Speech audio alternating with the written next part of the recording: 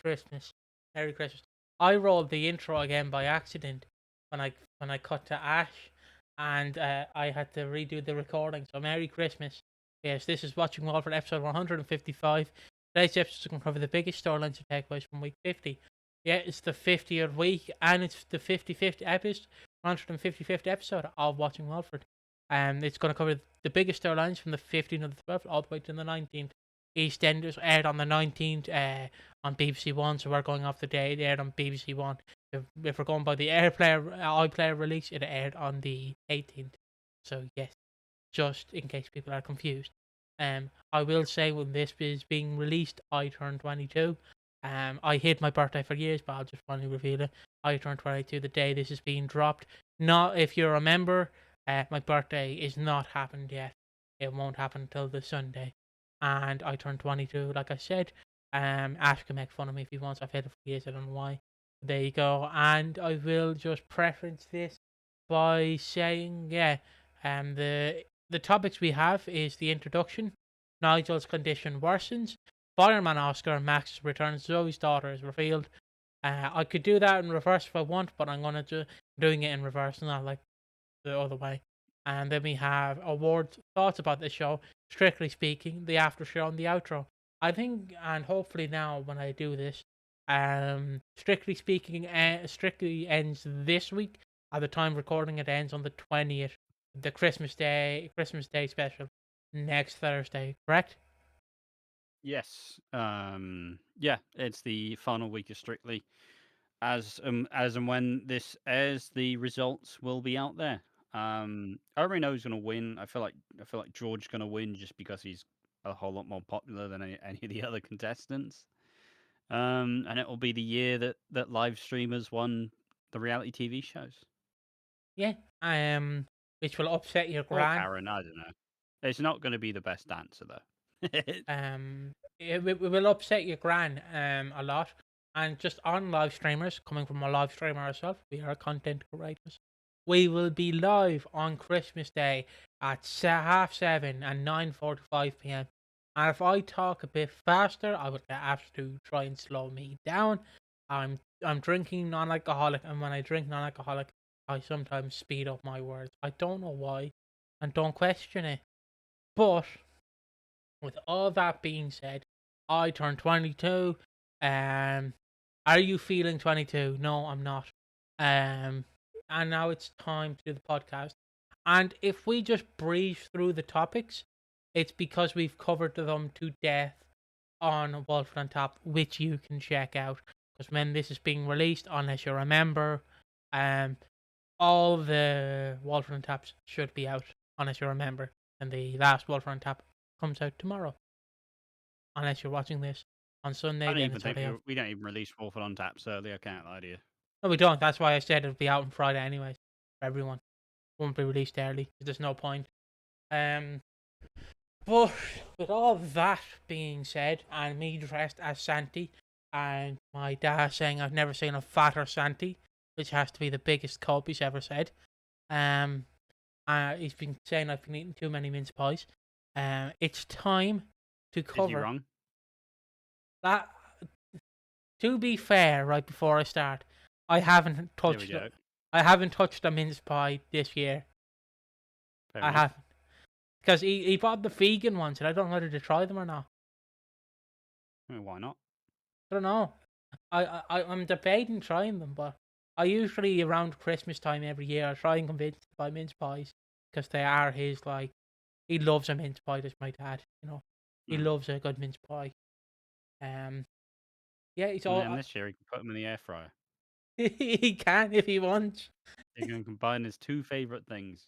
that air fryer has been going since we got that air fryer. He's been shoving anything he can into that air fryer. I tell you what, if he can shove a full turkey in there, he will. Respect him. Look, don't hate the player, hate the game. And also, my dad. I know this is coming out Christmas week, but my dad does wish all the viewers on Merry Christmas.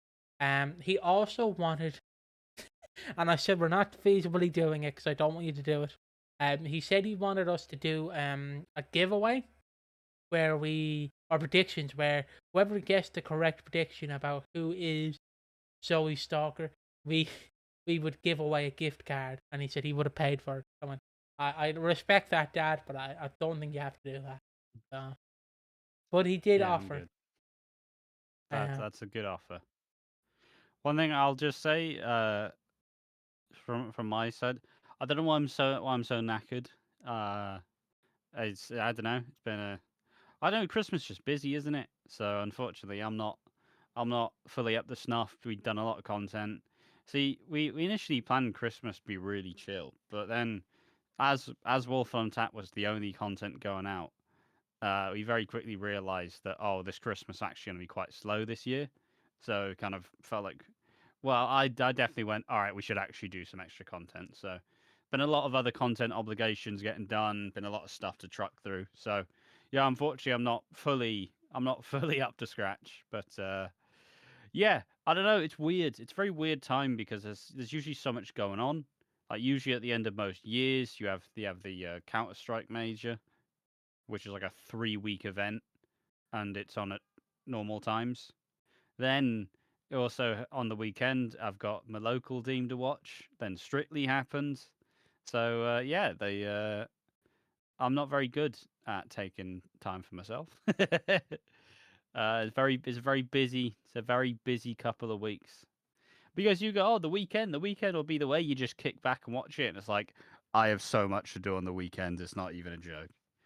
But yeah, so if there's any reason as to why I'm a little bit checked out, that is why. but I will try and carry him to a lovely festive edition of the Watching Walford podcast. And if you're wondering why I'm saying this is the festive edition, because next week is the final Watching Walford podcast of 2025. Of the year. Yeah, Yeah. because the next one will happen on the 4th, just the day after we turn 3 years old. The channel, that is, not Yeah. our age. The channel. So yeah. Why does Piggy explain everything? Because some people might get confused. Okay, you're not bad. Not gonna name your name, but you know who you are. Just Piggy burying his viewers Right. who pays wages, who makes him buy all the Keep John on Cena's. boosting up the algorithm. Yeah. That's what you have to do when you turn a certain age in YouTube. Because 25 is the year where you get no, we're going to go there with that joke. So let's just talk about Nigel. Um, Not my dad, obviously, but Nigel Bates. So yeah. Uh, don't put up that where I called him Big Nige, but without the E by accident. Please don't pull up that. Mate, you're revealing all the secrets of this podcast. Don't don't pull up that clip, please. But yes, let me just redo this. So Nigel's condition worsens. We see. Oh, hold on. Can hell. Why am I so dodgy with this? We see that he is worsening. Julie is debating putting him in a home because he was seen talking to himself, or to him he was seen talking to someone. I don't know who it was he was talking to, but He couldn't name it. yeah. Um, but he was talking to them, and Sam noticed this, got Phil and Julie to see sense, and they booked an appointment. And then Julie went, yeah, I think we should. And then Nigel just went, I'm using the Jacks, lads. I'm going to the Jack. I'll see you. And then Phil went, I'll come with you. The Jack's been the toilet. They were going to the toilet. And she gets handed a pamphlet. And then Nigel noticed the pamphlet and he says he's sorry about his condition. He can't help it, but he feels safe here. And then in the last of his scenes, we see that he's got his suit. He's got his lovely suit prepared, and he has cufflinks, but he can't find the cufflinks. And then he gets a bit paranoid and a bit aggressive, a bit aggy. Irate. What'd you say? I get a bit irate. Yeah. And he, by accident, to quote a famous Sean Connery, he smacks a bitch up. He smacks Julie. By I don't accident. think that's the full quote, but Yeah, I don't think that's the full quote, but it's the only bit I know of Sean Connery. But he elbows Julie by accident. And Julie debates putting him in a home. And my favorite bit about this is she talks to Phil. Phil's like, I do not want him in a home, and Julie goes, Okay, applications then. Yeah, she double crossing's probably the word. It's going to be the big issue with Phil and Julie, but they do actually have quite a reasonable conversation about it, where they're like, "Look, he is safe here. We don't want him to go, but I couldn't do it without you. But perhaps we do need a bit more help." And then Phil's like, "Yeah, maybe." And then Julie's like, "Well, booked it," but Yeah, obviously doesn't tell him, so she's gone behind Phil's back to book his place in a home. Um, I mean, I don't know. I guess it's the decision that a lot of people who have to deal with people with like family members who have dementia, where they kind of have that decision, right? Where do you get more help, or do you no longer think you can do enough for them? yeah. Fa- And um, I think that I don't know, it must be a pretty hard decision. I mean, they. I mean, nursing homes are very expensive, from what I know. I don't know much, but I know they're very expensive. And it's very hard to, like, when you put them into it, it does cost like thousands to do. Because you have to pay for the nurses, you have to pay for, like, their time in it. But the problem is, some people would become irate, as you said, about being put in a home, because to them their home is their actual home, and that's their safe space. The problem we had with my nanny, which I'll just preference here, is since my nanny kept thinking she was in the 50s to early 60s, she would think that she was in her old house in the town up the road, but obviously, well, up the road being up the hill, but like but we had to tell her, you can't go there. It's not your home anymore. Like, it is. Mm. I have to go there. It's like, but you can't. And she's like, I want to, but you can't. But you have to kind of go, okay, we'll bring you there, but you don't really. Um, Yeah. and that's the kind of thing as well with nights. But you should be able to get carers in, because carers Yeah, that do. was the one thing we kind of talked about, where it's like, why don't they just I'm sure you could just have a nurse Yeah. or Um, have a couple of nurses who come in every week, and it's not like Phil doesn't have the means to pay for it I mean, as such, and I'm sure he'd probably get more. I'd be probably not to shaft the people, because obviously the care sector's overworked at the best of times, but if you pay private, you're probably going to get a bit of a better experience. I And obviously, mean, Phil has the means, but most people don't have the means to pay for it. So, of course. I mean, one of my favorite stories from my nanny from when I was a teenager, obviously when we got carer in, we got this bigger lady in, and when I say bigger lady, she is a bigger lady, and she was washing my nanny in the shower. And then my nanny turned to me when she got out of the shower, and she was obviously fully clothed. Was my nanny by this stage? She turned to me and went, "I couldn't get around the shower. That woman's fucking belly was in the way." And I just went, "Nan, come on." And I just started laughing because she can't feel like, you can't say that, but they would try and Yeah, always, like but who she can't get upset at. no, but like a lot of people will be like, "Why are you swearing, Nanny?" And I'll be like, "She's allowed to swear. Like, she never really swore in her life. She's allowed to throw Yeah, their own cuss words." But like, yeah, shout out to I forget who the other carer was. Sorry, I don't remember your name, but shout out to Chantel. don't worry. Who I don't think they'll be watching this. No, I don't think they will. But if you are, thank you. But yeah, they were great. The carers were great. My nanny though, they were good. Oh, Emma's the other one. There we go. I know you're not watching this, but shout out to you. I'm not giving out your last name, and I'm not giving out your social security number. Don't worry. But continuing on.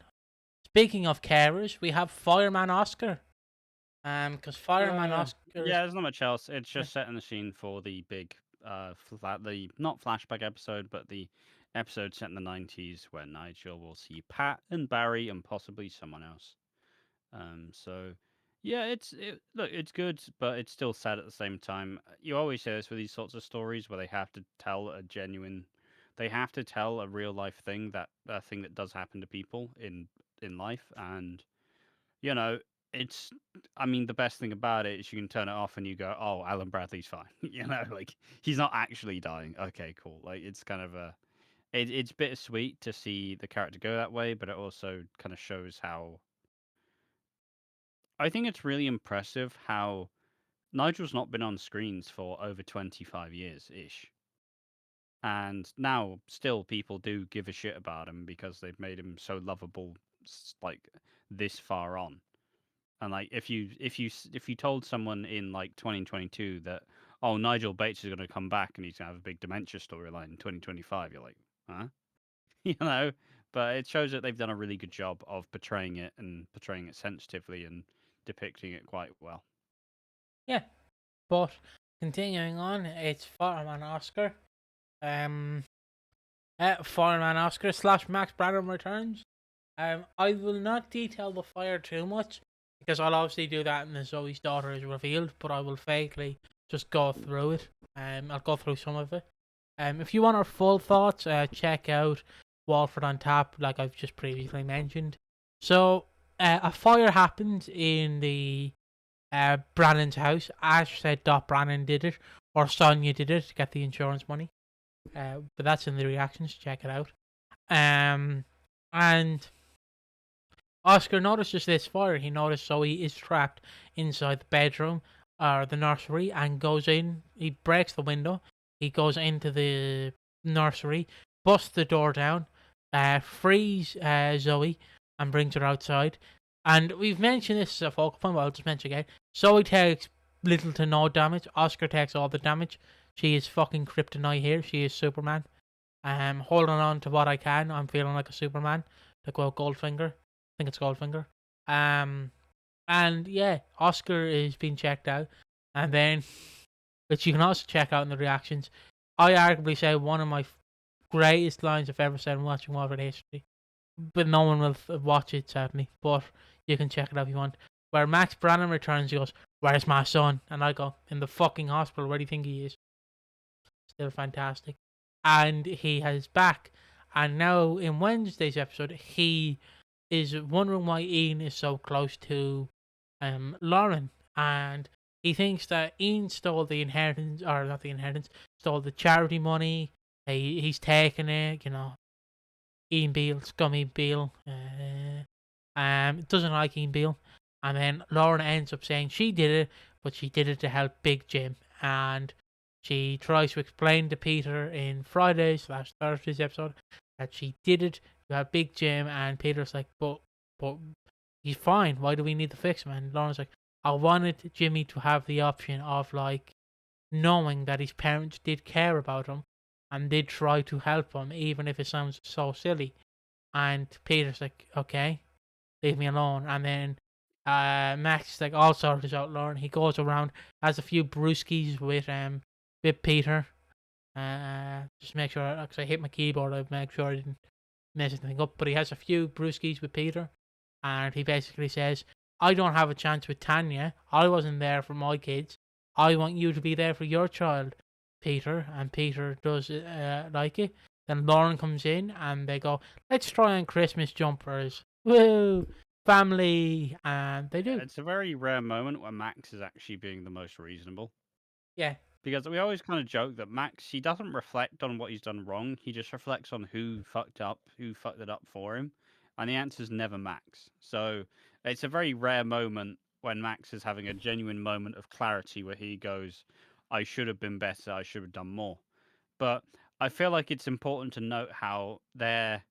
I mean, he's clearly been doing something dodgy. Like he's clearly not changed, but they're trying to angle it to be Max's big redemption arc. But I still feel like it's going to end with Max losing everything once again. Yeah, probably is. I feel like that's probably what 2027 the flash forward episode's going to be. I feel like Max is probably going to try to get married to someone, but it's all going to fall apart again, and it's just going to be a shit show because it's Max, and everything Max touches turns into fucking toxic or sludge or whatever. It all turns into it's just a shit show. So they've done a really good job at making Max kind of really fun and palatable, but also it's Max and the good times never last. No. And basically, to round up Max's arc, in the end of the first episode, Lawrence talks to Linda, and it's like you should tell him. And then when Max comes in because he's staying in boutique hotel. I can't say that word. Boutique hotel. Boutique hotel. Thank you. Um, and he has a curry. I don't know why I always bring up the curry, but he has a curry. And Linda's like, "Can I talk to you?" And Max like, "Can I eat my fucking curry, please?" And it's like, Max, I just you have a third child, Max, or fourth technically. You have baby Abby or baby Annie. Are you okay? And Max just peers his head. He's like, right, yeah. Like, can I have my curry now, You, you, please? you know, we always make the joke where anytime I like show you something I've been working on, and it's like, I don't want, please no criticism, I'm not ready for it. Max is not open to criticism at this point in time. He's just like, I just want to eat my fucking curry. It's been a long day. I've offered to pay off Lauren's debt. Everybody I would just want to lay in the bed and eat the fucking curry. And then Linda drops this baby bombshell. It's just like, oh, Well, oh, he just looks pissed off, really. Like he doesn't really know how to feel because now there's a kid that he's had no part in the life. I'm sure in Max's brain he goes, if I knew I would be here, which he wouldn't, but he says that to himself to say he would. And now he's suddenly got another kid that he has another chance with to not fuck it up. what So yeah. what would you do if he just did it as a Big John? Let's do he just turned to Linda and went, "Bash, can I have my curry now?" Bash, just Big John. Which was so funny that my dad like talked to me about Big John, which made me just go, "How does he know Big John lore?" um, he orders half the fucking Chinese half the time, but still, just one more. Bah, there you go. Got our Big John. Um, continuing on. Do you want to hear us what a Bosch Ash very quickly? No. Okay. See, Ash is all about fun in this episode. Um, Up next is Zoe's daughter's reveal. Now we're probably not gonna have like the same reaction we did when we discussed this. I mean, we were both quite pissed off, really. Yeah. But if you want our full thoughts, check out the Wolford on Tap that aired on Monday. Yeah, Monday. It was Um, basically a full discussion from the off. We didn't even detail much of the episode. We basically said, here's what's happened, here's why it's fucking shit. yes, and to very quickly go through this, uh, to go through this, Let's um, go through this. he's making fun of my Irish accent. I'll have to start saying his Weetabix now.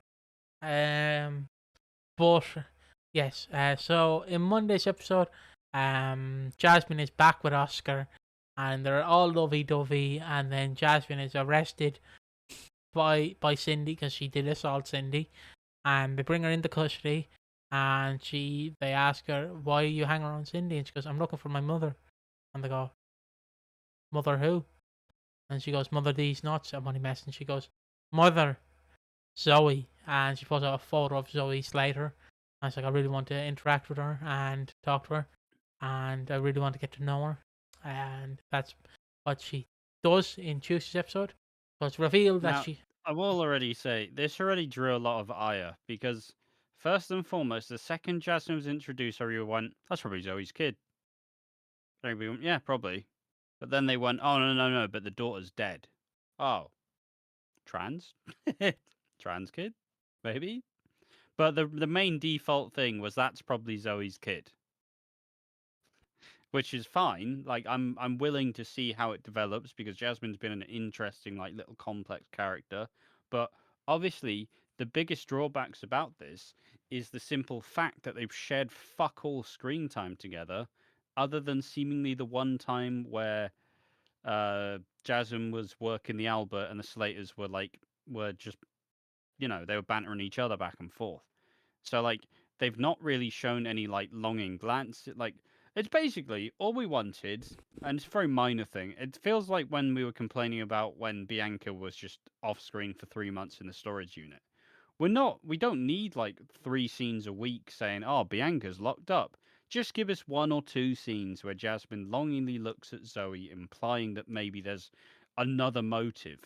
But because they didn't want you to think that Jasmine was the kid, therefore we had very little development of Zoe and Jasmine, which they only started doing once they fucking revealed it. But then what's the point of doing all the other stuff just to be a big red herring? But you've made it such a big deal and such a huge part of the build up to this that it's just kind of like, what are you doing, guys? So, like, why is Jasmine looking for Cindy? We've not addressed that bit, you know? We've still not addressed that bit, though. Why, and now, after these episodes, we do get Zoe and Jasmine interactions, which is what we wanted the whole fucking time.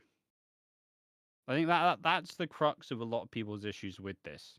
And like, yeah, sure, if you take it from the perspective, if she was stalking her, of course she wouldn't actually want to interact with her because she wouldn't want to become like a possible target.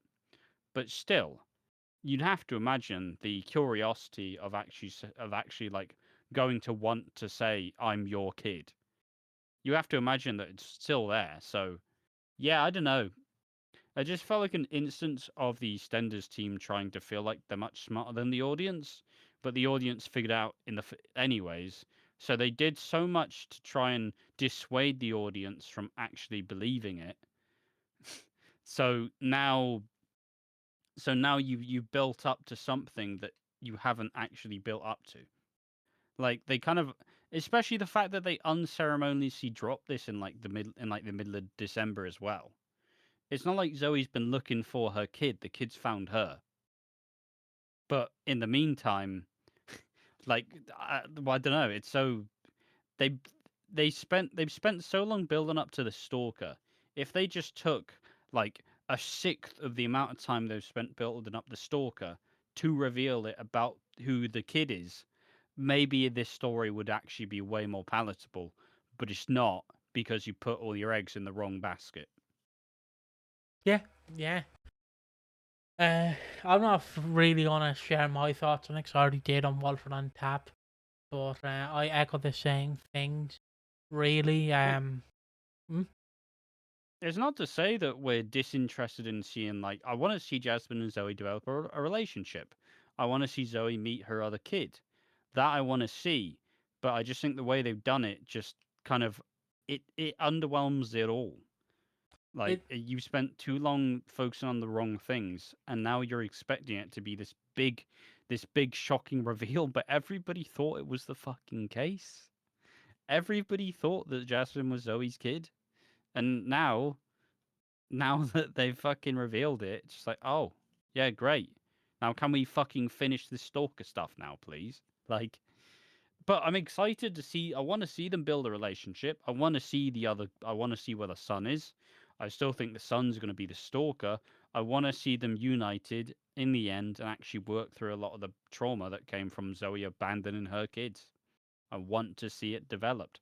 I'm so ready to like Jasmine. I'm so ready to like Zoe, and I'm so ready to like the other son whenever that takes place.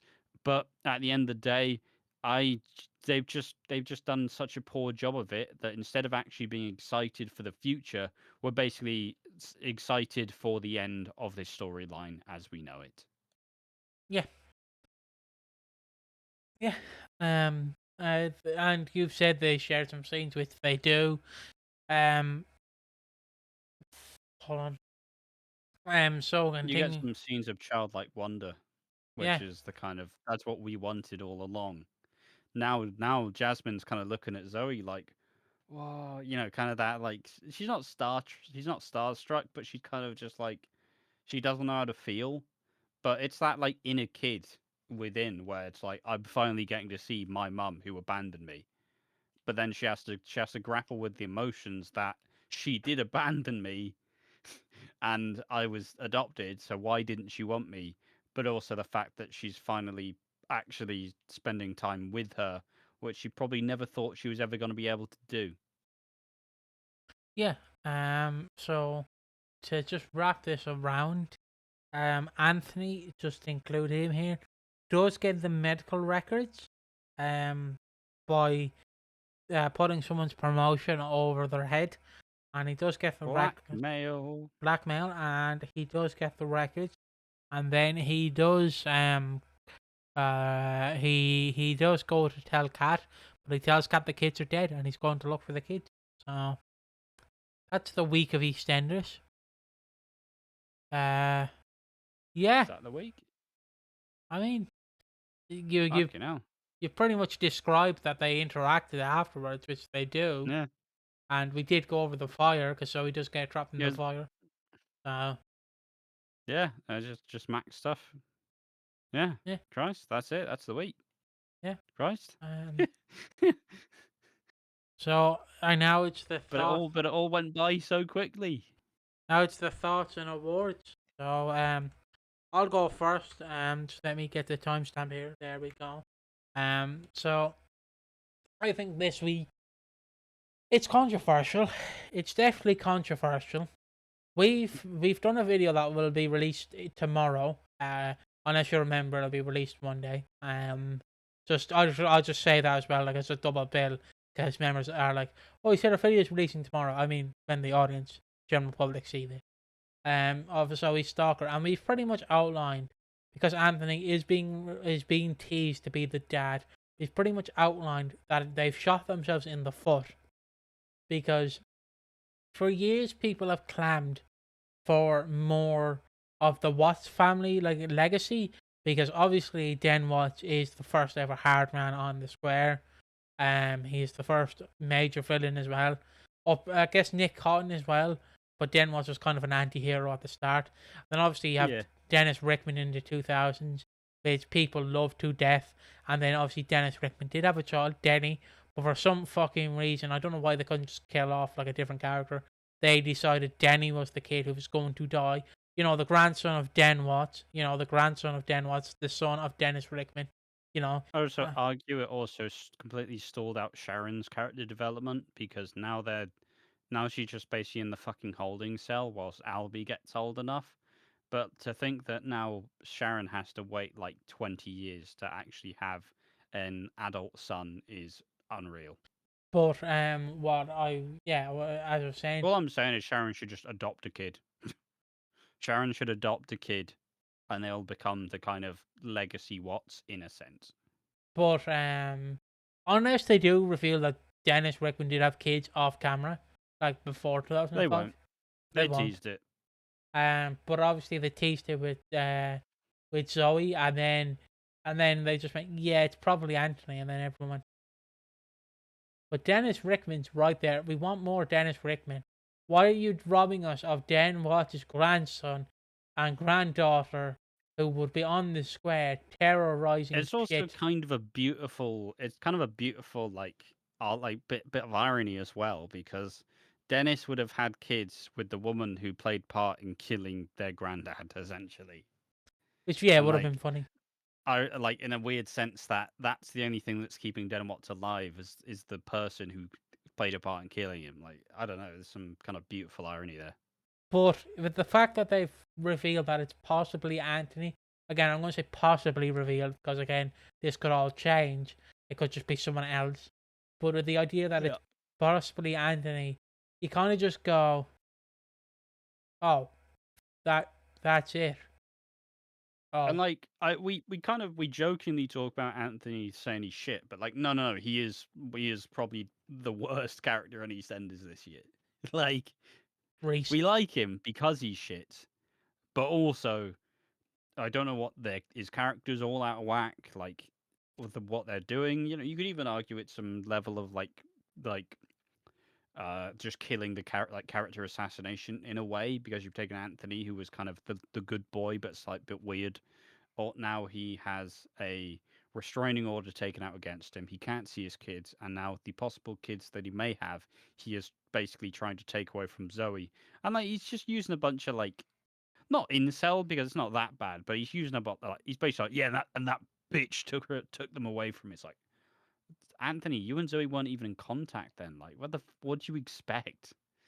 Like, but you know, he's just been very sus. But I still think he's going to leave in disgrace, but fundamentally, it's really I don't know. It's been a very odd turn for the character.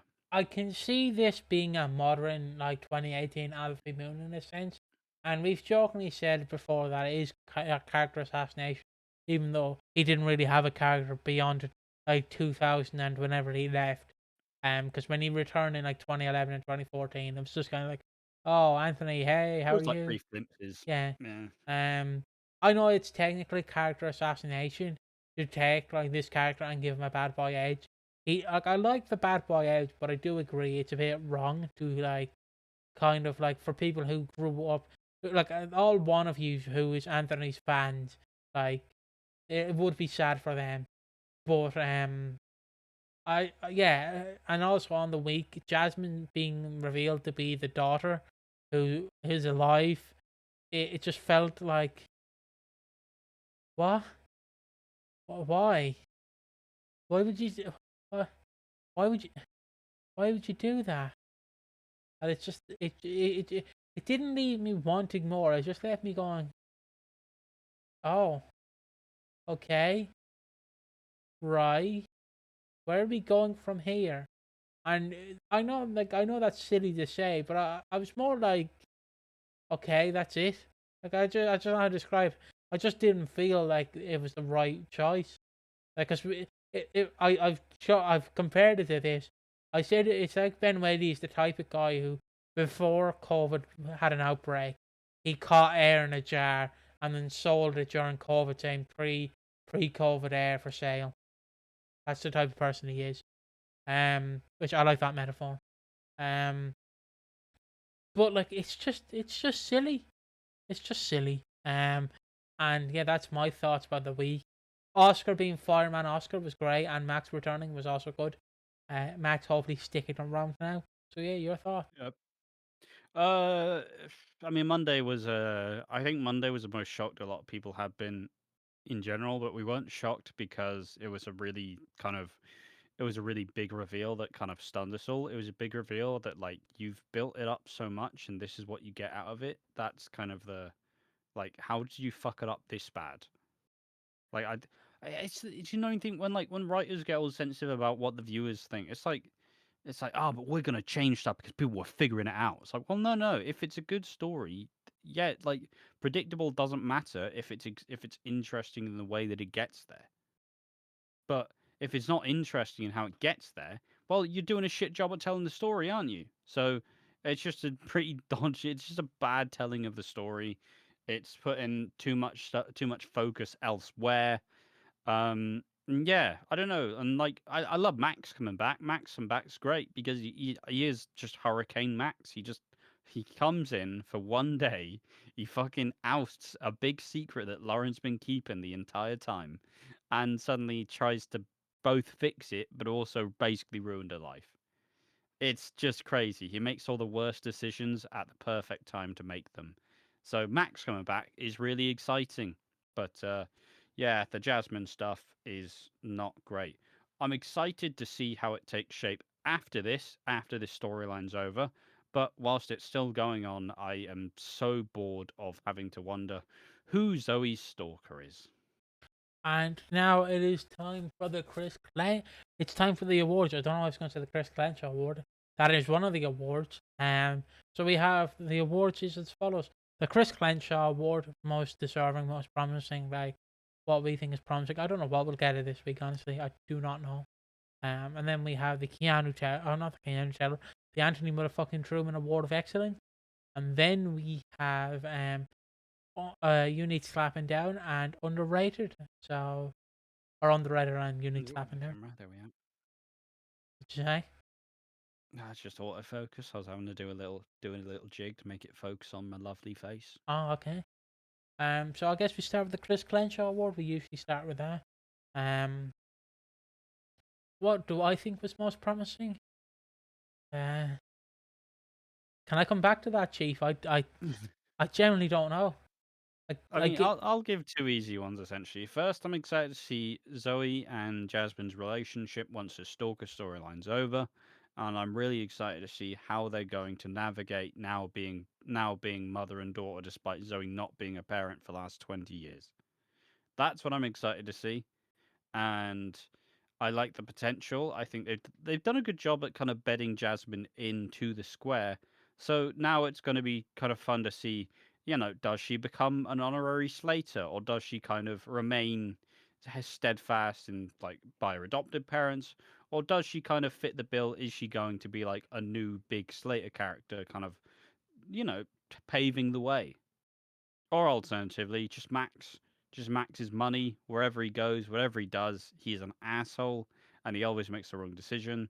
But fundamentally, Max is always really, really interesting to watch. Those are my two. You can probably just steal one of them, really. Yeah, I'm probably gonna steal the Max one, really. So I'm just messing with my Shaun of the Dead figures. I'm gonna probably steal the Max one. Um, Up next is the Anthony Truman Award for most wooden. I feel like every time Ash gives it to Anthony Truman. So is it Anthony Truman this week? No, it's just it's gonna sound like I'm playing the same sad violin. It's just how underwhelming the big shot reveal ended up being. Yeah, fair enough. Where they put it so far in the back mirror that suddenly you get taken over at the end of the race. You're like, where the fuck that come from? They weren't even a thing. Like, I've been on the home straight for like 5 minutes. Where the fuck they come from? And that's kind of how that reveal came. It's like, oh, okay, sure. What? It's just confusion. It wasn't a good reveal. Everybody just goes sound. That's it. That's all it is. Eh, um, Sorry, I don't know why I was making noises. Fucking goblin in the corner. I can do my turtle noise. Eh. There you go. Um, but Anthony Truman Award. I'm not giving it to Anthony Truman. I'm giving it to Max. When when Linda basically tells him that he has a child, he just goes, "Can Yeah. you give us one, Ash?" No. Okay. He basically goes like that, like, what you say? But he really just wants the East curry. Bah, just damn East curry. Which also shout out Big John. He did he refused to meet Mr. Big Teeth himself, Nigel Farage. So that was pretty good. Up Big John. I would love to see that interaction though, to be fair. I would love to see that interaction. But continuing on. Underrated. Um ooh, ooh, Oscar booting in the fucking door is underrated in my opinion. Um, Elaine and Linda actually getting nice interactions, and Elaine not just being selfish as fuck. That's always fun. Also just give it to Elaine's Peacock Palace. Like, the fact she like spent all the money on Peacock Palace is just fucking mental. Yeah. Hopefully it goes well. I told Ash if this was a real place, we would definitely go to it for like a stay. Cause I'd love to experience what it would be like to have fucking Elaine there as your. Oh, excuse me. What was that noise? To have Elaine as I your. think the slight issue is nobody can fucking cook. Elaine doesn't cook. Linda's horrendous at cooking, and Johnny's got his own law firm. So But who's making the fry up in the morning? I mean, Not fucking me. I'm paying to stay here. but like, Get yeah, around that fucking frying pan, Elaine. I just think, sorry, whenever I hear the frying pan, I just hear that clip from the Paddy and Max brought to nowhere show. The man with the gun. We're closed. No, you're not. Get that fucking cucumber on now, sunshine. That's all I think of. but, but like, it must be mental if Elaine is like your B&B host. Like, how fucking batch is that? Elaine? It's Elaine. Just, yeah, like you said, banging on the roof. Him on the reaction. Banging on the roof. Just fucking scaring the shit out of you. Wait, so also a side note, does Elaine, Johnny, and Linda stay in the same hotel as well? Do they stay in the boutique hotel? Yeah, I think so. Okay, just making sure. Also, as you said, Sack would be very fucking. I would hate to be the neighbor. I would hate to be the neighbor. Like, I bet Elaine's there drunkenly singing "Sweet Caroline" at like 2 in the morning. Like, oh my god. I think you have Julie across the road. Oh Jesus, that's gonna be some mental. That's gonna be some mental gymnastics. Who needs slapping down? Ben Whitey. Anthony. Okay, and that is the awards. And we're nearly done the podcast. We just have one and two more topics. It is time for hold on. Strictly speaking, I'm going for a piss, but strictly speaking, All right. So strictly speaking, time we're back. The final one of the year. I'll just give it. I'll just make it a bit more of a review of the series, really, because I don't know who's going to win when it comes out. I'll know, but either way, I'm not particularly invested either way. I think that a lot of the stories kind of fell flat for me this strictly season. It wasn't the best, honestly. I don't know. It's always bad when you watch reality TV and you kind of feel like the audience just ruins it. Because in this series we had two like late arrivals in Lewis and Amber, and of course both ended up being like the best because they have the most dance experience. Still, Karen Carney also had dance experience, but they don't really peddle that narrative with Karen. So, of course, these three are the best fundamentally, but I was still upset seeing Lewis gone. I can understand why people don't like Lewis. He kind of has that kind of quiet confidence and doesn't say much, and he doesn't really have much of a personality, really. Um, and then I likewise I didn't really click with Amber and Nikita. I love Nikita. Don't really give a single shit about Amber. But it's not to say she's not good because she's a really talented dancer. But for me, kind of doesn't connect. And it's an interesting thing with Strictly, where at the start you're watching everyone and it's all fresh and new, so you're watching everything with that same level of excitement and enjoyment. But as the series goes on, you do start to kind of now just pick and choose your favorites. And I do think we missed out a lot from Lewis not making the final because now we have George there. Who, look, I like George. George has been quite interesting, but there's a reason why I'm pretty sure he's never been in the. I think he may have been in the dance off once, but I don't know. It's just he just has legions and legions of fans who love him, which it's a bit disappointing, really. I'm sad that Balvinda didn't make it further, but making it to the uh, semis is a pretty big achievement. But all in all, I just kind of, I don't know, just quite underwhelmed over this series of Strictly. I did enjoy it, but I felt like I've, for the most part, I feel like a lot of people went at the right time, but also it felt like a lot of people, some people have stayed way beyond like, way beyond their like shelf life, but others probably got zoinked a bit too early. I don't know. It's been a good series. I've enjoyed it, but it's definitely kind of, I don't know. I feel like it's lacked a bit of star power. It's lacked a bit of kind of, I don't know. It feels like I don't know. It's been an alright series. Not been great. But yeah, I don't know. It's been a decent series of Strictly, but I mean Strictly's gonna undergo more changes anyways. It's the last series with Claudia and Tess, so gonna be new hosts. And honestly, the new hosts, it kind of feels like sink or swim. Really, it feels like a pretty dodgy time if they've decided to jump ship. Obviously, it's because Claudia's like fucking now probably the most sought after host in TV after doing the Traitors. But it's kind of I don't know. It's some people will never look at it the same. I mean, some people probably don't like it after fucking Terry Wogan died. So not Terry Wogan, Bruce Forsyth. There we are. Don't know why I got Terry Wogan mixed up. Don't remember who the fuck he is. But yeah, after old Brucey died, probably people didn't come back the same way. So I don't know.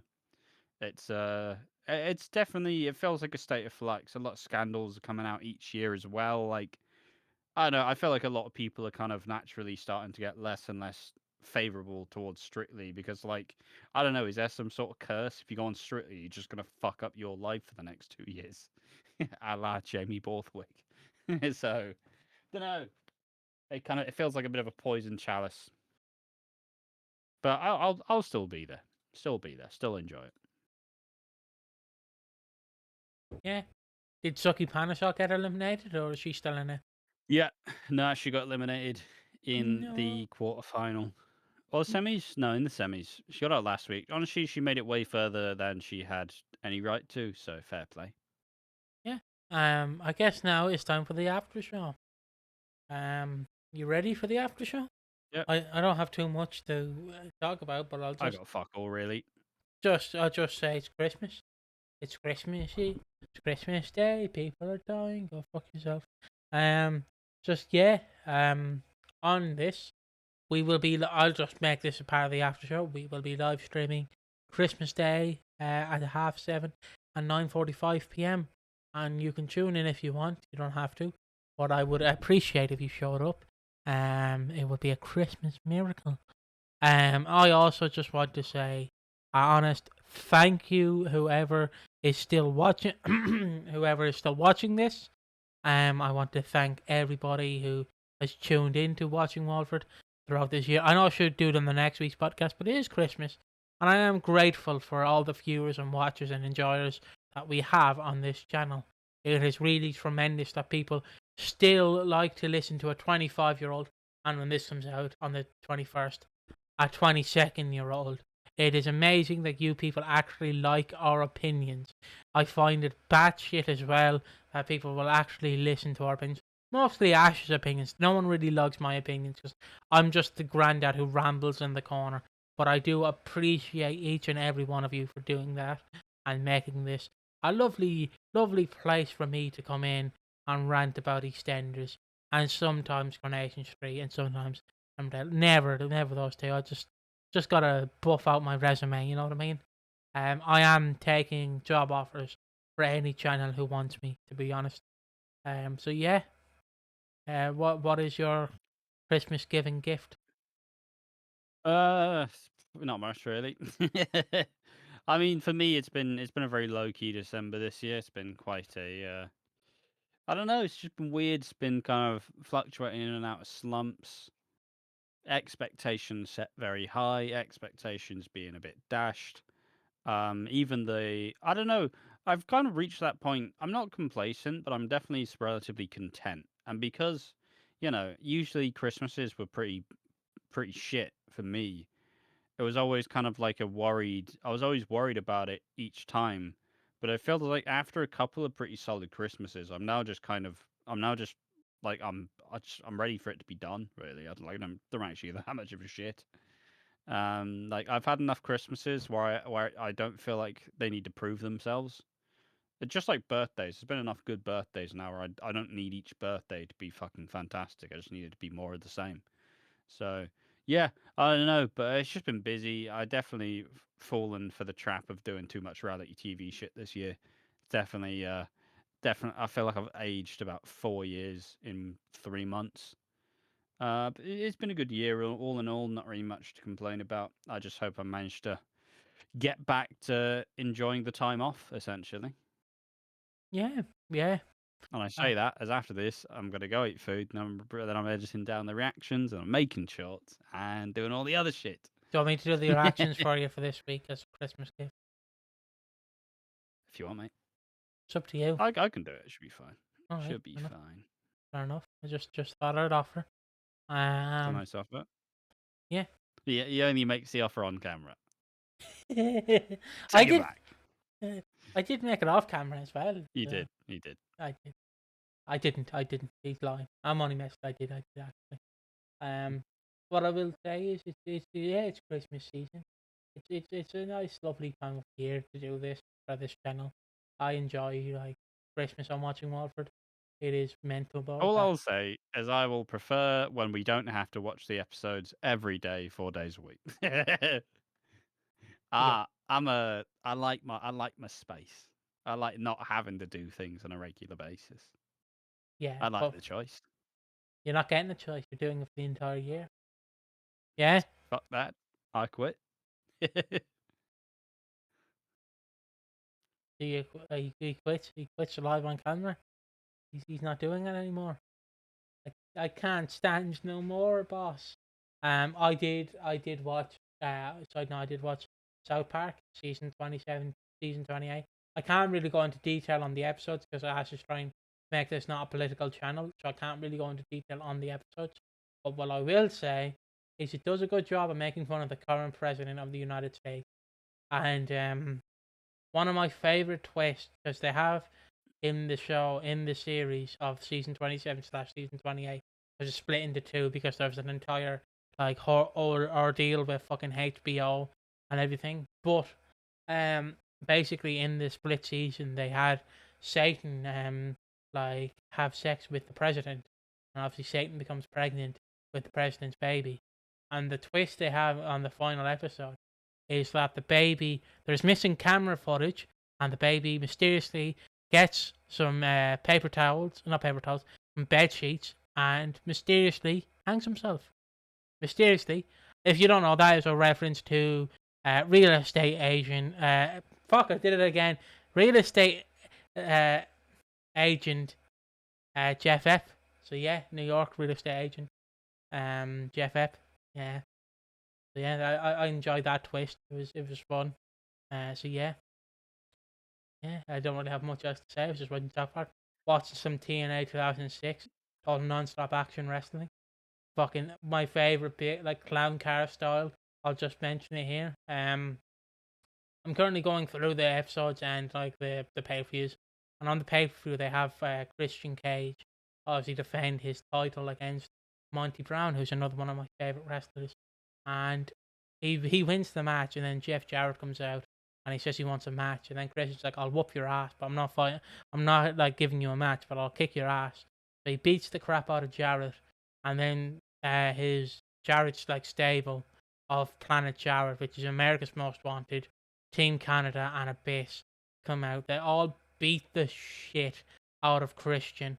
And also, side note on this, we have Alex Shelley, who's doing the paparazzi productions, where he's going around like, where if you're a heel, you can hire him, and he'll basically film people's personal lives. So Jared He's also, fucking getting too into it. He's giving out too much information that people aren't going to follow. but I'll just, so I'll just say it, and he's like, so a heel can basically hire him to like film everything, and they got him to film Sting, Steve Borden's life, and on the pay per view they all beat the shit. And you also have Alex Shelley who's filming it on his camera, and then Steve Borden hops the barricade and wipes out the entire like fucking like stable, locks Jared in the sharpshooter, and then or in the Scorpion Deadlock, and then Steiner comes out, Scott fucking Steiner, and beats the shit out of Steve Borden. It is fantastic, and I'm loving it. I love the episode. I can't wait to watch more of it. But yeah, that's what I've been up to, and yeah, and you've been watching Hollyoaks 2012, correct? Yeah, I've been watching Hollyoaks 2012. I know it's that weird thing because we've been doing this for nearly 3 years now, so it's always good to I don't know because back when I started this, even before then, I'd spend a lot of my time just watching old soaps. But as we started doing this, having to cover it on a fucking weekly basis, suddenly I don't really like to watch soaps that much anymore. Obviously, I still watch it, still watch Hollyoaks and Coronation Street, and I still get excited by it. But fundamentally, I don't tend to spend every waking moment watching fucking soaps because I don't know. Sometimes you just want a break, you know. Um, Obviously, I say that in the very fortunate position we are in to do this. But now I've been watching Hollyoaks 2012. It's been a nice little nighttime routine where I'll basically go, fuck it, I'm going to bed. I'll not respond to any people's messages. I'll fully like unplug as such and just watch I'll watch like an hour or two of just Hollyoaks 2012. They're like 20-minute episodes, just blast through a couple of them, and then boom, I go to bed. And suddenly I've been getting like 9 hour sleeps, which is wild. But yeah, I don't know. It's been a nice way to debrief, especially after I finished Bloodborne and I realised that I'd go downstairs to play on the PS4 to play Bloodborne, obviously beat it all. And now that that's gone, suddenly I don't like to just be at my PC 24/7. So it's nice to have a bit of that separation. Um, but yeah, I don't know. It's been alright. Been sound enough.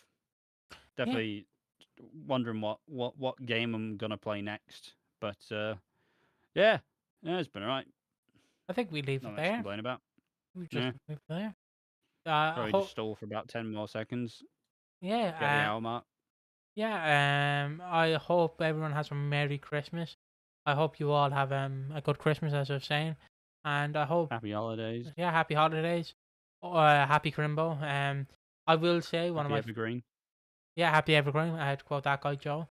I nearly said that gay Joe by accident, and thankfully I didn't. Which aside now, Ash was streaming because if you don't know, Ash does stream. He streams under the alias of AquaDreams. He streams Char, which is Simpsons Hit and Run. It's hit 20. and run. Yeah. It's a 22-year-old game, and in his chats, he's obviously been streaming recently. He usually streams around December. He was streaming, and obviously this guy came in and was saying like "Happy Christmas," and then Joe was winding him up, going, "It's actually evergreen," and he went, "No, it's Britain. It's Christmas." and, and everyone was just like, "Fuck off. We don't care. Happy Crimbo. Happy holidays." Just winding him up. I don't know. And then didn't that guy get banned off Twitch? Yeah, the account just died. Yeah. And then I found out one of the guys I played Dead by Daylight deleted his account. I'm sad. Blink-182 enjoyer, what happened to you? You were my friend. I had you on Steam, and then you delete your profile. Fuck. Already blocked me, one or the other. But yeah. We'll see you in the next one. Bye bye. Bye bye.